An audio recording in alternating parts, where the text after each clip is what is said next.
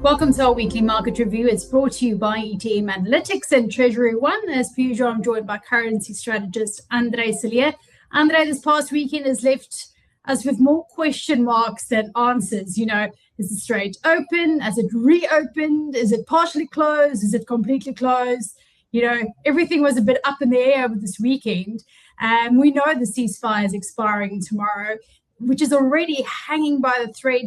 The Iranian government is saying no, they're not going to go for negotiations anymore. Trump threatening more violence if they don't. But when you look at it, the only realistic off-ramp out of this conflict is for both parties to find some form of negotiated agreement to get to the off-ramp, because neither one, extending this war is good for neither of those parties involved, as difficult as it can be. Good morning and good afternoon to everybody. Same performer, different song. What do I mean by this? Let's go back to April last year. And on the grass of the White House with a whiteboard, tariffs was announced. And since then, we have a situation. Do we have tariffs? Don't we have tariffs? What is the tariffs? When do they kick in? And now there's just a different song. Do we have peace? Don't we have peace? Are we attacking? Are we not attacking? Are we going to Islamabad? Are we not going to Islamabad? It's the same person that's in charge, and the same confusion that we have, just with a different situation. And it's not being solved at the moment. To me, the problem is not really the everyday yes-no situation. It's the impact of that on the world, on economic growth, on inflation, on what can follow through to interest rates, and so forth, and how it impacts on businesses and how it impacts on consumers. That is beginning to be the biggest problem, because nobody can plan, there's no consistency, and it's extremely difficult to plan with no real end to anything at this point in time. Of course, this conflict came at a time when most central banks started with their rate cut cycles, and this just brought an abrupt end to it. And us at the bottom down here in Africa, South Africa is also in the crosshairs, and we are surely to feel the inflationary pressures, most notably, obviously, through the fuel price. Other elements also come in. I know there's been a lot of talk around fertilizers, but we're about to see the inflation squeeze at some point.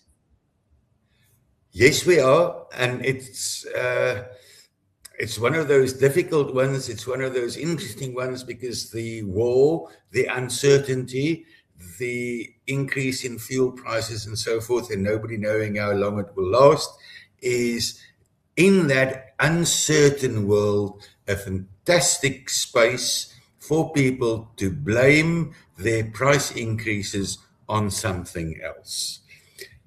And it becomes easy to increase your prices because of the situation.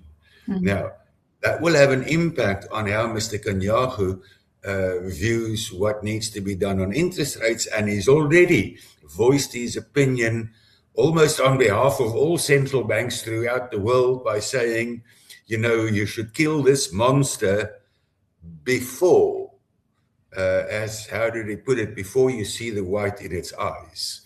And so what he's saying is, increase your interest rates quicker than you can say knife or butter, a knife through hot butter.